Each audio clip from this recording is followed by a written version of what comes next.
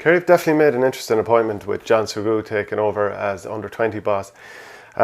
He's from Renard. He spent the last 2 years over the Laois team that won successive promotions, which is no mean feat for a county that was obviously at a low ebb down in Division 4. To have them in Division 2 for 2020 is that's very good going.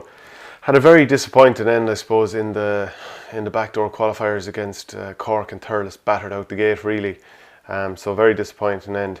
And he was very, very low after the game. I was there in Thurles and he was talking about how we made progress in the league, no progress in the championship, worked hard, but there's a lot to do. And he was a bit non-committal. He said there's plenty of young fellas in Laois, some did well in the game, and it's very early to talk about the step up in Division 2 next year.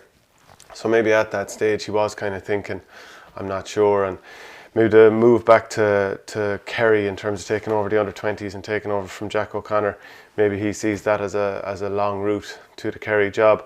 It's actually funny with Laois, just thinking about it there, they seem to be fairly Kerry obsessed when it comes to managers. Just in the last, I suppose in this century, Mick O's over the team, Sugrue himself, Tommaso Flaherty, Liam Kearns, and now Mike Quirk has taken over for 2020. So yeah, maybe looking for those football purists, as is often considered, to come in and take over.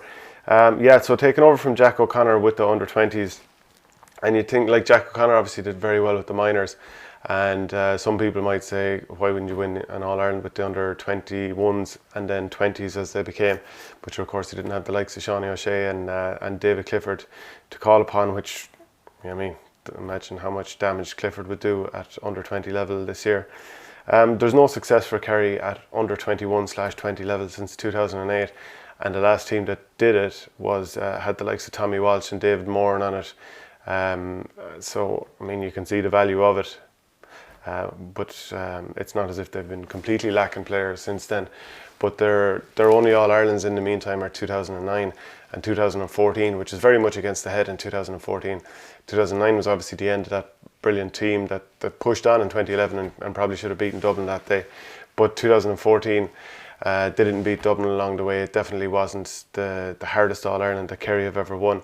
But they'll want to get success at this age group just to get those players used to it, or continue to have Kerry underage players used to it. And like, Sugrue is well thought of, and it just shows once more that Kerry are thinking of the future, and you'd imagine that they'll kick on even more. And for John, you'd imagine it's a case of, right, Peter Keane is in their second year, he'll probably have 2 or 3 more seasons, and then maybe it's an opportunity for him to step in if he does well in this role.